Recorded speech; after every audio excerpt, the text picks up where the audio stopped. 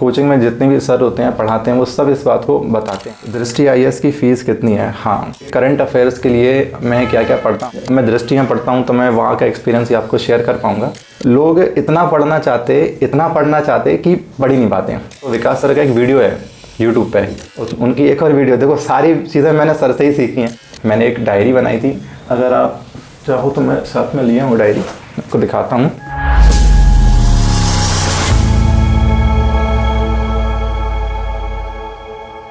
Good evening, मेरा नाम देवदत्त गौतम है और मैं झांसी से रहने वाला हूँ, जो यूपी में पड़ता है झांसी। और यहाँ पर मैं लास्ट ईयर आया था 2021 में दिसंबर में। तो दिसंबर से अभी 1 दिसंबर को मुझे 1 साल हो गया यहाँ तैयारी करते हुए। और मैं दृष्टि कोचिंग से पढ़ता हूँ और साथ में ऑप्शनल मेरा हिंदी है, हिंदी लिटरेचर। 1 साल मुझे पूरा हो गया यहाँ तैयारी करते हुए, तो काफ़ी कुछ मैंने सीखा है, यहाँ पर पढ़ा है। और वैसे फिर मैं कल ही या परसों की बात है कि मैं ये भाई से मिला, 360 मोटिवेशन बाय S2। तो इन्होंने मुझसे बोला कि आपको यहाँ पर कितना टाइम हो गया है तैयारी करते हुए, तो मैंने बताया कि इतना टाइम हुआ है। तो ये शायद इनके कुछ मतलब क्वेश्चंस हैं मेरे से जो मुझसे पूछना चाहते हैं, ताकि मैं और बता सकूं कि मतलब कैसे तैयारी करना है या फिर क्या एक्सपीरियंस रहा यहाँ तैयारी करने का, दृष्टियाँ पढ़ने का क्या एक्सपीरियंस रहा। तो मैं वो कुछ क्वेश्चंस आपसे साथ शेयर करना चाहता हूँ। जैसे कि इसमें इन्होंने मतलब जो क्वेश्चंस है वो है यूपीएससी की प्रिपरेशन कब से कर रहे हैं। तो जैसा कि मैं आपको बता चुका था कि मैं 2021 से यहाँ पर आया हूँ और मुझे 1 साल यहाँ पर अभी प्रॉपर हो गया है तैयारी करते हुए, वो भी दृष्टि कोचिंग में। तो आपका फर्स्ट अटैम्प्ट कब है? एक्चुअली क्या है, ये जो क्वेश्चन है ना कि आपका फर्स्ट अटैम्प्ट कब है, दरअसल होता क्या है कि अब जैसे कोई सोचते हैं, जैसे मैं अपनी स्ट्रेटजी बताऊँ तो जैसे फ़र्स्ट अटैम्प्ट आप पूरी तैयारी करके फ़र्स्ट अटैम्प्ट अगर आप दोगे तो मुझे नहीं लगता कि मतलब, क्योंकि आपको एक्सपीरियंस नहीं होगा ना यहाँ का जो माहौल होता है। जैसे मैं आप बताऊँ कि मैंने 2022 में अटैम्प्ट दिया है, लेकिन मेरी तैयारी शुरू हुई थी 2021 में शुरू हुई और मैंने अभी इसी साल मैंने अपना एक अटैम्प्ट दिया है। और वो अटैम्प्ट मैंने इसलिए दिया था क्योंकि यहाँ का जो माहौल रहता है, चाहे आप टेस्ट सीरीज करें या कुछ भी करें, और जो एग्ज़ाम हॉल का जो माहौल होता है उसमें बहुत ज़्यादा अंतर होता है। आपकी पूरी तैयारी है, आपने पूरी तैयारी कर रखी है, लेकिन जब आप वहाँ बैठते हो ना तो आपकी चीज़ें मिस हो जाती हैं। ये कोचिंग में जितने भी सर होते हैं पढ़ाते हैं वो सब इस बात को बताते हैं। तो इसलिए मैंने केवल ये जानने के लिए कि मतलब वहाँ पर कैसा माहौल होता है, मैंने ये 2022 का प्री दिया था।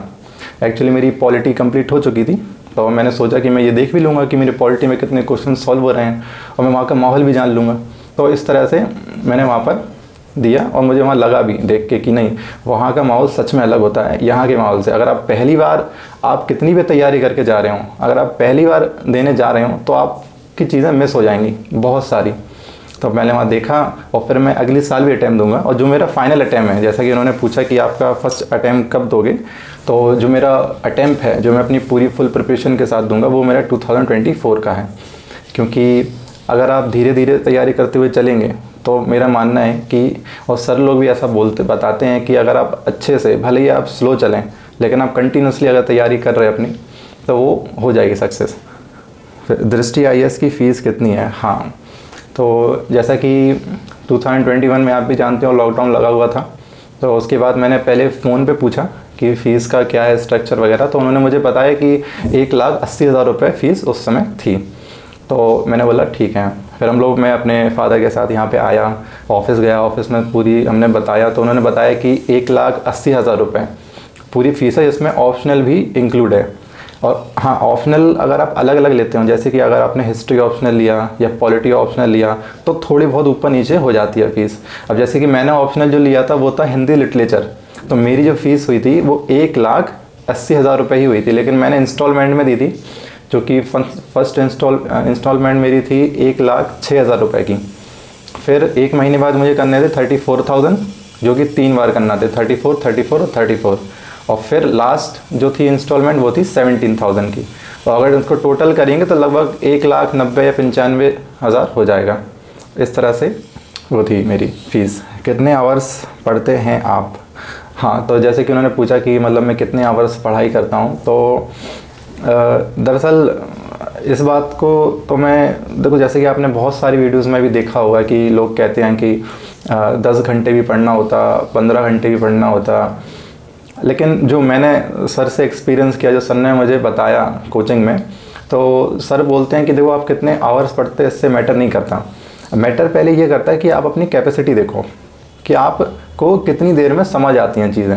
अगर आपको जल्दी समझ आती हैं चीज़ें तो आप आवर्स कम कर सकते हैं। जैसे कि मेरी कोचिंग रहती है 3 से 6 शाम को, तो 3 घंटे वो हो जाते हैं मेरे। और साथ में कोचिंग के साथ साथ मैं अपने घर पे शाम को पढ़ता हूँ 2-3 घंटे, और मैं सुबह उठ जाता हूँ 6 बजे, और साथ में पूरा 3 बजे तक लेते लेते 4 घंटे वो हो जाते हैं। तो अगर आप गिने 4, 3, 7 और 3 घंटे ये, तो लगभग 10 घंटे हो जाते हैं, जो कि है इतना आप कर सकते हो, क्योंकि बीच बीच में अगर आप ब्रेक लेते हैं तो इतना मैनेज कर सकते हैं। बाकी जो बोलते हैं कि 15 घंटे 16 घंटे, वो तब होता है जैसे कि आपको एग्ज़ाम देने जाना है, जैसे आपका प्रीलिम्स है, तो प्रीलिम्स के पहले वो ऑटोमेटिक बढ़ जाएंगे आपके। अगर आप डेली बेसिस पे 9 से 10 घंटे पढ़ाई कर रहे हो, तो एग्ज़ाम आते आते ऑटोमेटिक आपके वो 10 से 12, 12 से 13, 13 से 14 घंटे हो जाएंगे ऑटोमेटिक। उसकी आपको कोई टेंशन लेने की ज़रूरत नहीं होती। और सर भी यही चीज़ कहते हैं कि इस चीज़ से बिल्कुल टेंशन नहीं ली जाती। बस आप अपनी कैपेसिटी देखो कि आप कितना मैनेज कर पा रहे हो स्टार्टिंग में, बाकी धीरे धीरे ऑटोमेटिक हो जाता है। फिर इसमें लिखा है जैसे करंट अफेयर्स के लिए मैं क्या क्या पढ़ता हूँ। तो हाँ, करंट अफेयर्स के लिए मैं बताना चाहता हूँ कि जैसा कि मैं दृष्टि में पढ़ता हूँ, तो मैं वहाँ का एक्सपीरियंस ही आपको शेयर कर पाऊँगा। तो दृष्टि, जैसे कि आप सभी जानते हैं, दृष्टि के फाउंडर जैसे कि विकास सर हैं, विकास देवी कीर्ति सर उनका नाम है। तो वो भी ये चीज़ बताते हैं। जैसे मेरी फर्स्ट क्लास हुई थी, ओरिएंटल क्लास, उसमें विकास सर आते हैं हम लोग को बताने के लिए कि मतलब आपको कैसे क्या पढ़ाई करनी है, कैसे क्या इंट्रोडक्शन के लिए। तो उन्होंने एक चीज़ ही बोली थी कि अगर आप दृष्टि में एडमिशन लेते हो तो दृष्टि पर भरोसा रखो आप। उन्होंने यही बोला कि जो मंथली मैगज़ीन होती हैं, और भी साथ में बीच बीच में क्लासेस होती हैं करंट अफेयर्स की, प्रीलिम्स के पहले भी होती हैं, मेंस के पहले भी होती हैं। तो करंट अफेयर के लिए मैं मानता हूँ कि दृष्टि का ही जो है मटेरियल वो है, मतलब इनफ है। उतना आप अगर आप उतना ही कर लेंगे, तब भी आप लोग क्या है, देखो यहाँ से बहुत सारी कोचिंग्स हैं, मैं नाम तो नहीं ले सकता। तो जैसे दृष्टि का मिलता है, और भी बहुत सारी कोचिंग्स हैं, उनके भी करंट अफेयर। तो जैसे अभी मेरी हिस्ट्री चल रही है, मैं आपको एक बात बताता हूँ। तो मणिकांत सर हिस्ट्री पढ़ाते हैं, तो वो एक चीज़ बताते हैं अभी कि लोग इतना पढ़ना चाहते कि पढ़ ही नहीं पाते, और फिर वो लिखना भी इतना चाहते कि लिख नहीं पाते। क्योंकि आप सोचो ना, मेंस में आपको 150 वर्ड्स लिखना है, और आप जानते हो 1000 वर्ड्स, तो कैसे मैनेज कर पाओगे। तो वही चीज़ है कि आप मैटर कम है, लेकिन उसको अगर आप बार बार पढ़ेंगे, रिवाइज़ करेंगे, तो चीज़ें आसान हो जाती हैं। करंट अफेयर में भी वही चीज़ पूरी लागू होती है। दृष्टि की मैगज़ीन आती है मंथली, साथ में वेबसाइट में भी वो डेली बेसिस पे PDF वगैरह आती हैं। अगर आप वो भी पढ़ लेंगे उतना, तो वो मेरे ख्याल से उतना इनफ होता है, बहुत ज़्यादा इनफ होता है। मैंने भी ये चीज़ देखी है, जैसे कि अभी 2022 का जो मेंस हुआ, और इसके पहले की जो करंट अफेयर्स में पढ़ रहा था, तो साथ में जब मैंने वो पेपर आया तो मैंने उसको मैच करके देखा, तो आप समझो अधिकतर सारी चीज़ें आप वो करंट अफेयर से आपको मिल जाएंगी। अगर आप ध्यान रखते हैं और वो चीज़ अगर लिंक करते हैं सब्जेक्ट से, तो वो चीज़ें आपको उससे मिल जाएंगी पूरी तरह से। मेरा ऑप्शनल क्या है, जैसे कि मैंने शुरुआत में ही बता दिया था कि जब मैं फादर के साथ आया था तो मैंने हिंदी लिटरेचर ही लिया था। और उसका लेने का एक रीज़न था, देखो अब फ्रेंडली अगर बताऊं तो रीज़न तो सिर्फ सबका एक ही है। आप चाहे ऑप्शनल कोई भी लें, आप पढ़ाई कोई भी करें, आपका जो मोटिव है वो क्या है, एग्ज़ाम क्लियर करना है ना। इसके आगे तो कोई मोटिव है नहीं। मोटिव तो यही है कि हमें एग्ज़ाम क्लियर करना है, भले ही आप कोई भी ऑप्शनल लें। तो मेरा मोटिव भी वही था कि देखो एग्ज़ाम क्लियर करना है, जहाँ मुझे थोड़ा लगे कि मैं पढ़ पाता हूँ। मैंने हिंदी मीडियम से मैंने अपनी पढ़ाई की है, तो हिंदी मीडियम से की है, तो शुरुआती बेसिस पर देखो सब हिंदी में ही पढ़ता हुआ आ रहा हूँ। तो मैंने सोचा हिंदी लिटरेचर भी ले लेता हूँ, और साथ में वो जो सब्जेक्ट ऐसा है कि सर ने मुझे बताया था, एक्चुअली ये लॉकडाउन की बात है 2020 की, जब मैंने सोचा था कि मैं दृष्टि में एडमिशन लूँगा, तो विकास सर का एक वीडियो है यूट्यूब पे कि how to choose optional subject. तो मैंने वो वीडियो देखा था, समझा था अच्छे से। तो मेरा मोटिव क्लियर था कि मुझे तो एग्ज़ाम क्लियर करना है। अब सब्जेक्ट चाहे कठिन हो, चाहे ईजी हो, चाहे उसका सिलेबस छोटा हो, चाहे बड़ा हो, उससे मतलब नहीं था। मुझे मतलब था कि एग्ज़ाम में किस तरह से वो मेरे नंबर बढ़ाएगा। और मैंने वो वीडियो देख के एक ही चीज़ सीखी। तो सर ने उसमें ऐसा नहीं कि सर ने मतलब केवल मन से सारी चीज़ें बता दी थी, सर ने उस पर रिसर्च किया था कि किस सब्जेक्ट में नंबर कितने आते हैं, कितने ज़्यादा आते हैं। तो उसमें मैंने ये देखा कि हिंदी लिटरेचर में ही सबसे हाईएस्ट मार्क्स हैं ऑप्शनल में। मतलब पूरे ऑप्शनल में जितने सब्जेक्ट्स होते हैं उसमें जो सबसे हाईएस्ट मार्क आ सकते हैं आपके, वो आपके हिंदी लिटरेचर में ही आ सकते हैं। और ये चीज़ हमने पूरी रिसर्च करके मुझे वीडियो में बताई थी। तो मैंने बिना किसी संकोच के हिंदी लिटरेचर अपना चूज़ कर लिया। नए स्टूडेंट कैसे स्टार्ट कर सकते हैं? जैसे 2020 में जब लॉकडाउन लगा हुआ था तो उसके पहले मैं बीए करता था, तो मैंने भी सोचा था कि मैं जाऊंगा और दृष्टि में एडमिशन लूँगा, क्योंकि मैंने यूट्यूब पे वीडियोस देखी थी। पहले मैंने रिसर्च किया कि कौन सी कोचिंग है, क्या पढ़ते हैं, तो कुछ नहीं पता था मुझे तो ये भी नहीं पता था कि दृष्टि नाम की कोचिंग होती कोई। तो वो सब पहले मैंने घर पे नेट पे सर्च किया कौन सी कोचिंग है, कौन सी हिंदी मीडियम की, क्योंकि मैं हिंदी मीडियम से हूँ। तो मैंने डायरेक्ट यही सर्च किया कि हिंदी मीडियम की सबसे अच्छी कोचिंग्स कौन सी हैं। तो ऑब्वियसली बात है कि दृष्टि का आया नाम। फिर मैंने विकास सर की वीडियोस देखी, ये ऑप्शनल वाली देखी, और भी कई सारी वीडियोस देखी। तो थोड़ी थोड़ी चीज़ें समझ आई, क्योंकि देखो क्या होता ना कि जब आप स्कूल में भी होगे तो जिस सर से आपकी फ्रिक्वेंसी मैच करती होगी वो सर की कई हुई बातें आपको बहुत आसानी से समझ में आ जाएंगी। तो अब मेरा ऐसा था कि विकास सर का जो समझाने का तरीका है वो मुझे बहुत अच्छा लगता और मेरे को सारी चीज़ें मतलब समझ में भी आ जाती हैं। तो फिर यही थी कि मैंने विकास सर की वीडियोस देखी, उन्होंने मुझे बताया था। उनकी एक और वीडियो, देखो सारी चीज़ें मैंने सर से ही सीखी हैं, तो उनकी एक और वीडियो यूट्यूब पर डली है कि आप जो नए स्टूडेंट हैं उनको भी कैसे शुरू करना है तैयारी। उनका एक इलाहाबाद में जब उनकी कोचिंग शुरू हुई थी तो वहाँ पर उन्होंने एक जो रहती है ना ओरिएंटल क्लास, उसकी वीडियो डली हुई है, तो मैंने वो देखी थी। तो उसमें सर ने बताया था कि अगर आप नए स्टूडेंट हैं तो कैसे करें। और सबसे पहली चीज़, आप यूपीएससी की प्रिपरेशन कर रहे हो तो आपको यूपीएससी के बारे में पता होना चाहिए। मतलब यूपीएससी का सिलेबस क्या है, कितने एग्ज़ाम होते, मतलब कैसे कैसे एग्ज़ाम होते, प्री में क्या होता, मेंस में क्या होता। तो अगर आप नए स्टूडेंट हैं, मेरे को मैं अपनी बताऊं, मैंने ऐसे ही शुरू की थी। मैंने एक डायरी बनाई थी, अगर आप चाहो तो मैं साथ में लिया हूँ डायरी, आपको दिखाता हूँ। ये डायरी मैंने इसमें डेट डली 2020 से बनाना शुरू की थी। तो मैंने डायरी में लिखा था, क्योंकि मैंने इसमें सारी चीज़ें लिखी। मतलब पहले प्री होता है, फिर मेंस होता है, मेंस में एग्ज़ाम्स होते हैं, हिंदी का होता है, इंग्लिश का होता है, बाकी 4 जीएस के होते हैं, ऑप्शनल के 2 एग्ज़ाम होते हैं, ये सारी चीज़ें लिखी। फिर इंटरव्यू, प्री में कौन कौन से सब्जेक्ट्स आते हैं, पूरा सिलेबस मैंने पहले उसमें लिख लिया। क्योंकि पहले सिलेबस तो पता होना चाहिए, एग्ज़ाम के बारे में नहीं पता तो तैयारी कैसे करेंगे कि हमें किस चीज़ की तैयारी करना है। तो पहले वो चीज़ क्लियर रखो कि आप एक डायरी बनाओ, क्योंकि देखो आप याद नहीं रख सकते सारी चीज़ों को, कोई भी याद नहीं रख सकता।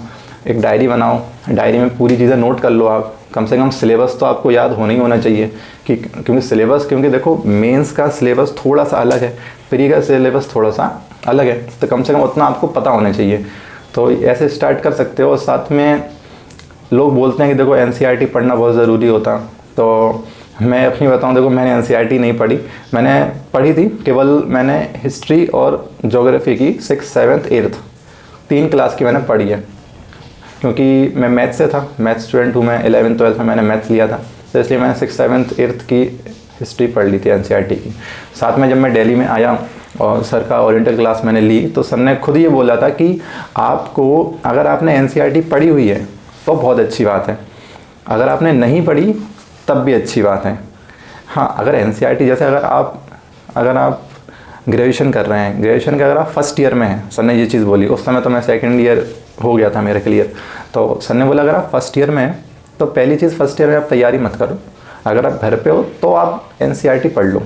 मेन हिस्ट्री और ज्योग्राफी की तो आप पढ़ ही लो, बाकी नहीं भी पढ़ो तब भी कोई दिक्कत नहीं है। अगर आप फर्स्ट ईयर में हैं ग्रेजुएशन के तो आप एनसीईआरटी पढ़ सकते हो।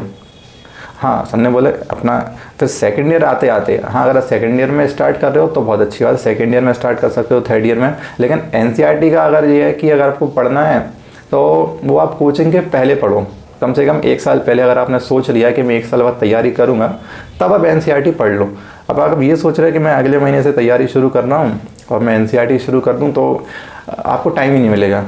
यहाँ पर आप अगर प्रिपरेशन शुरू कर दोगे तो आपको एनसीईआरटी के लिए टाइम ही नहीं मिलेगा, और एनसीईआरटी की ज़रूरत भी नहीं है। सर ने ये चीज़ बहुत क्लियर बोली थी ओरिएंटल क्लास में, क्योंकि अब ये चीज़ 1 साल मुझे हो गया तो मैं इस चीज़ को बहुत अच्छे से फील कर पा रहा हूँ कि एनसीईआरटी अगर नहीं भी पढ़ी है तब भी मुझे कोई भी, अभी जैसे कि हमारा पॉलिटी हुआ, इकोनॉमी हुआ और साइंस, अभी हिस्ट्री चल रही है मेरी, तो ये 3 सब्जेक्ट जो क्लियर हो गए, तो मुझे इन तीनों में ऐसा नहीं लगा कि मैंने एनसीईआरटी ना पढ़ के कोई गलती की हो। क्योंकि ऐसा एक भी सिंगल टॉपिक नहीं था जो सर ने समझाया और समझ में ना आया हो। तो वही है कि सर एकदम बेसिक से लेके चलते हैं, ज़ीरो से लेके पूरा हाई लेवल तक। तो अगर आपने नहीं भी पढ़ी है तो आप केवल क्लास में बैठो, सर की बातों को सुनो, सर जो समझा रहे हैं उसे समझो, सब कुछ समझ में आएगा, आपको कोई प्रॉब्लम नहीं होगी।